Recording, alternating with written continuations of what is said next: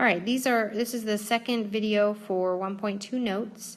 We've talked about horizontal and vertical translations. We've talked about a reflection over the x-axis. We are not going to do horizontal stretches and shrinks. So look over at vertical stretches and shrinks and let's talk about that. So I gave you that, what I call like the parent function, where we have a function and it equals a times x minus h plus k. All right, and when we talk about other functions, the parentheses could be absolute value bars. We could have a power up here, all kinds of things, okay? But this is what leaves us grouped with x, and we have the k out there, which affects the y, the up and down, and then the a out front. In this case, when we're talking about absolute value and linear, it's really the slope, but later on we'll use it just as a multiplier, and you'll see why I call it that later when we get to those functions. But a vertical stretch and shrink is how it changes the way the graph looks. It doesn't move the graph. The start point still stays either at the origin unless there is an h and k. Only h can move it left or right. If there's no h there, it's not moving away from that y-axis. If there's no k there, then it's not moving away from the x-axis. Okay, so if h and k are not there, you're still at the origin. A just changes your slope. Okay, so if I draw the parent function, and again I'm going to do an absolute value one. Okay, so there's my parent function. I am going to do the function when I have 2 absolute value of x. Okay, so I don't have an h or a k, so I'm not moving left or right or up or down. In this case, so I'm going to start at 0, 0. But my slope is now 2. So I'm going to rise 2 and run 1, because remember 2 is the same thing as saying 2 over 1, and keep doing in that. And that gives me my right side. And I mirror it to get my left side. Okay, so there's that function. Now, if I do f of x equals 1/2 of absolute value of x, I rise 1 and run 2. So I'm going to go from the origin, up 1 over 2, up 1 over 2. So there's my right side, and I mirror it. All right.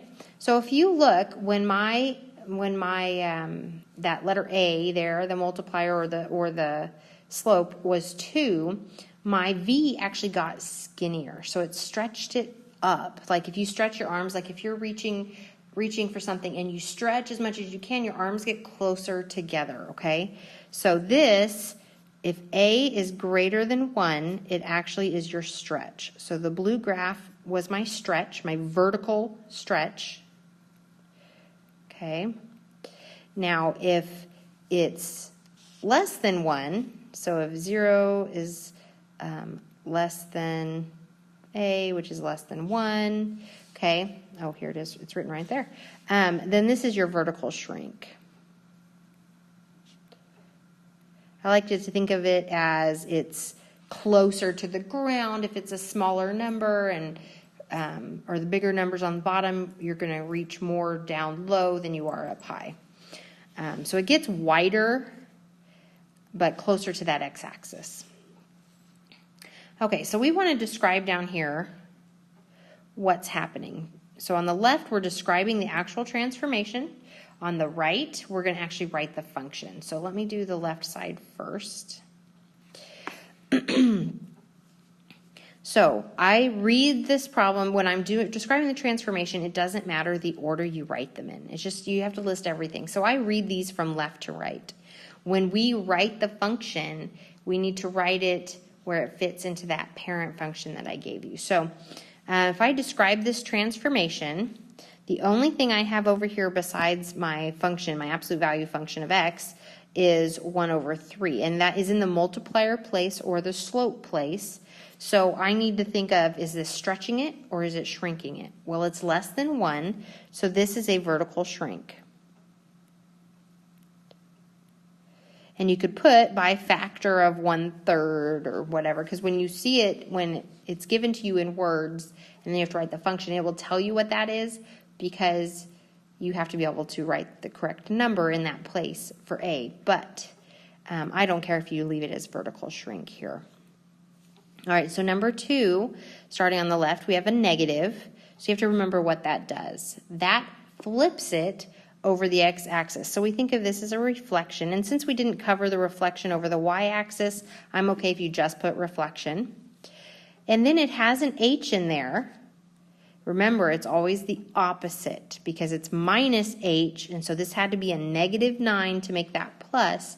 So instead of going to the right where x is positive, it's going to the left. It went left 9. And then that -1 is our k, and that tells us if we go up or down, so we went down 1. All right, and then number 3, it has a negative, so we address the negative separate from that 2, okay? So the negative is just the reflection, and then I can kind of ignore that that's there, and I see that the 2 in front of the x, well, that's a stretch or shrink. It's in the place of a, it's how high am I reaching up or low, and in this case it's going to be a vertical stretch because it's greater than 1. And then I don't have anything grouped with x, so it's not moving left or right. But on the end, I have just a constant of +2, so it's going up 2. Number 4, I have a multiplier or a slope of 1/2, so that's less than 1, so this is a vertical shrink. And I don't have anything grouped with x, so I'm just going up 8. All right, now here, look. This is still just a constant. It is not multiplying the function, okay? So this is moving up and down. Remember, I said it could be at the front of the equation or the end of the equation. So you could rewrite it as saying, oh, well, this has a +4 on the end, and then that's not even there. Or just leave it and know when you have a constant adding or being added to or subtracted to or subtracting that the function with parentheses, wherever x is, then you know that's moving you up or down. In this case, it's positive, so it's going up 4.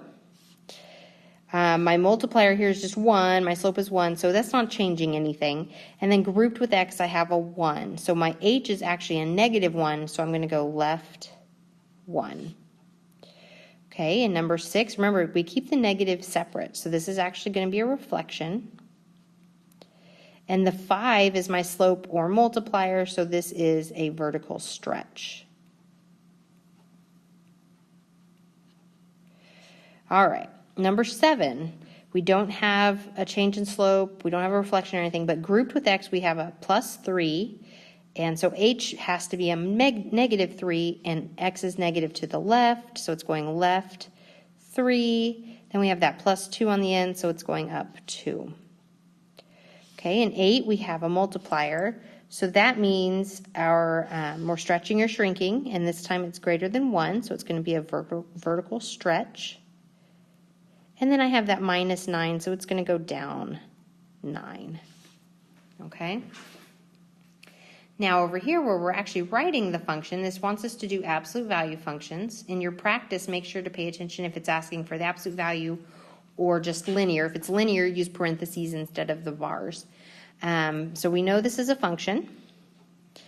And it's translating, and I like to kind of point out what it's doing here. So this says 2 units to the left, so that affects x, so it has to be inside with my x, and it's going left, which means h is negative, and this is a -h, minus a negative makes a positive, so it's +2. Now this one's also a function. Now this is telling me I'm going 6 units down. Well, it didn't move left or right, so the absolute value bars are just holding in x there. And then I'm moving down 6, so I go -6. Okay, now this time I am going right, so it will be grouped with x. All right, so I'm going to have x plus or minus something. Well, it's -h, so it's going to have, and h is positive in this case, so it's -7. Reflection over the x-axis, that only makes it a negative absolute value of x. Don't worry about this one, I said we weren't doing those. Vertical shrink becomes our multiplier, so the function equals a 1/5 absolute value of x. Doesn't have shifting left or right. If it did, we would just continue. And again, this one's a stretch by 4, so it's f of x equals 4 absolute value of x. And then just a translation of 4 units up will equal absolute value of x plus 4 tacked on to the end. Now go ahead and go to the third page. Usually I would do these separate, but there's only two things on this page, so we're going to do them with this video. Oops. So if we consider the function of absolute value of x, write a function g whose graph represents a reflection over the x-axis followed by a vertical stretch by a factor of 3 and a translation of 4 units down. All right, so this just wants us to write a function g if we're using this. And I really don't care if you put f or g. Everyone's in the habit of putting f, so you can kind of just forget that. Let's do f. Okay, so I'm going to write the function of x. We're using absolute value, and it has a reflection over the x-axis, a vertical stretch by 3, and a translation down. Okay, I like to make sure I'm aware of everything that's happening, so I do underline it. And then I know the reflection just makes it negative. The stretch or shrink goes in front of the absolute value bar, so in this case it's going to be 3.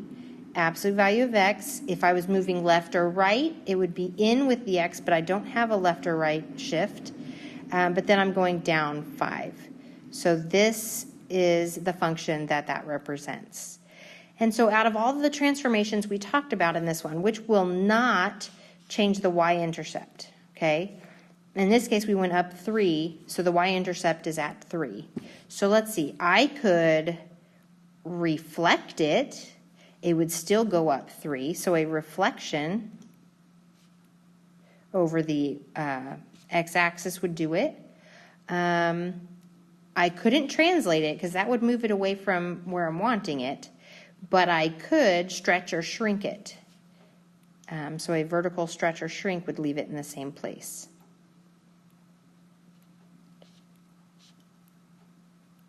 Okay, and that completes your notes for 1.2.